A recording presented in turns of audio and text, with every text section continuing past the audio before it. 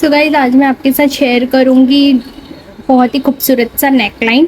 तो नेकलाइन मैंने यहाँ पर कटिंग करके यहाँ पर पेस्टिंग से इसको चिपका दी हूँ। अब हम देखेंगे इसकी विद वाइज मैंने यहाँ पर ली थी 3.2 इंच। ये देखो 3.2 इंच ली थी। फिर यहाँ से मैंने ली थी 6 इंच। ठीक है, 6 इंच ली थी। और फिर है ना, उसके बाद हम यहाँ से ऊपर से पूरा लेंगे तो यहाँ पर मैंने ली थी 14.5 इंच। तो आप अपनी चॉइस के अकॉर्डिंग ले लेना। तो मैंने यहाँ पर 14.5 इंच ली थी।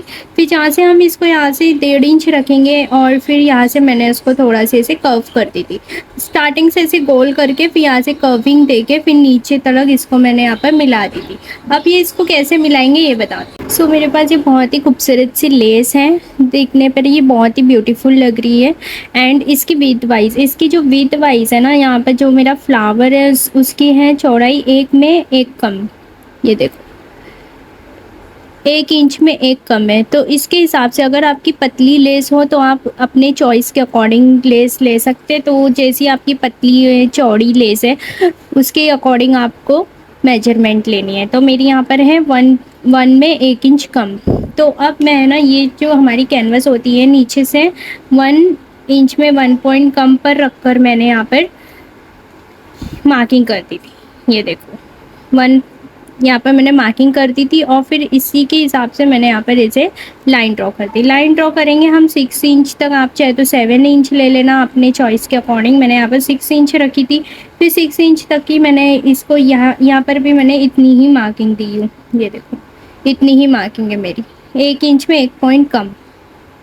ठीक है, फिर यहाँ से ना मैंने यहाँ पर से थोड़ा सी इसको गोलाई दे दी थी। गोलाई करके हम यहाँ पर इसको शेप दे देंगे। शेप देने के बाद फिर मैंने 1-1 इंच बाहर की तरफ छोड़कर फिर मैंने इसको ऐसे पेस्ट कर दी थी। अब नॉर्मली जैसा हमारा सेम प्रोसेस होता है नेक को इस पेस्टिंग के बाद इसको पलटने का, तो सेम वैसे ही प्रोसेस मैंने कर दी हूँ। तो इसको मैंने अटैच कर दी थी और अटैच करने के बाद है ना, इसको यहाँ पर हम पीछे से इसकी ये जो आउटलाइनिंग है इसको अलग थ्रेड से की हूँ। तो मैंने यहाँ पे येलो थ्रेड से की हूँ ताकि अच्छे से दिखाई दे। अब मैं क्या करूँगी, इसकी जो लेस है ना, इसकी जो सीधी साइड है इसको मैं ऊपर रखूँगी। तो ये मेरी सीधी साइड है लेस की।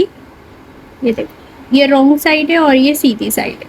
तो इसको मैं यहाँ से नीचे से स्टार्टिंग करूँगी और नीचे से थोड़ा सा ना लेस नीचे की तरफ रखेंगे हम, बस थोड़ा सी नीचे की तरफ रखेंगे और एज इट इज़ ही इसके ऊपर ऐसे सिलाई, जितनी लेस दिखानी है उतनी आपको सिलाई लगानी है। तो मैं ऐसे लगाते जाऊंगी और जब मैं ऊपर की तरफ जाऊंगी ना तो अपनी स्टिचिंग की मार्जिन थोड़ी कम करते जाऊंगी। फिर इसको यहाँ पर ऐसे घुमाते हुए मैं यहाँ पर इसको ऐसे पूरे में सिलाई लगा दूंगी। ये देखो, और याद रखना है कि आपको सीधी की साइड जो लेस की है वो ऊपर की तरफ रखनी है। तो यहाँ से मैंने इसको ऐसे स्टार्टिंग करनी है, फिर यहाँ से इसको रखकर ऐसे स्टार्टिंग करनी है। ठीक है, तो अब मैं इसकी सिलाई करती हूँ। गाइस यहाँ पर देखें, यहाँ पर मैंने अभी थोड़ा सी स्टिचिंग नीचे कर दी और ये जो लाइन है हमारी, ये जो येलो कलर की लाइन दिख रही है इसी के ऊपर है ना, हम इसको यहाँ से रखकर स्टिचिंग करना स्टार्ट करेंगे।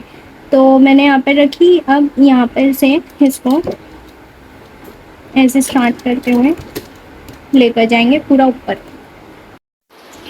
सो गाइस ये कंप्लीट होने के बाद कुछ इस तरीके से दिखेगी। अब इसको कपड़े पे रखकर हम पलटा लें। सो गाइस ये है पूरी इसकी ओवरऑल लुक। और ये जो नेक लाइन है ना, इसके अंदर मैंने 4 इंच की पट्टी रखी थी और अंदर से इसको अटैच कर दी थी। अब ये इसकी स्लीव्स देखो, स्लीव्स में भी मैंने यहाँ पर है ना इसकी same as it is lace लगा दी हूँ। और इसका मैंने प्लाजो बनाई थी जो कि बहुत ही ब्यूटीफुल सा रेडी हुआ था, बहुत घेर के साथ। और इसका ही ये था दुपट्टा। चेहरे में तेरे खुद को मैं ढूंढूं, आँखों के दरमिया तू अब है इस तरह, ख्वाबों को भी जगह ना मिले। ये मौसम की बारिश, ये बारिश का पानी, ये पानी की बूंदे तुझे ही तो ढूंढे।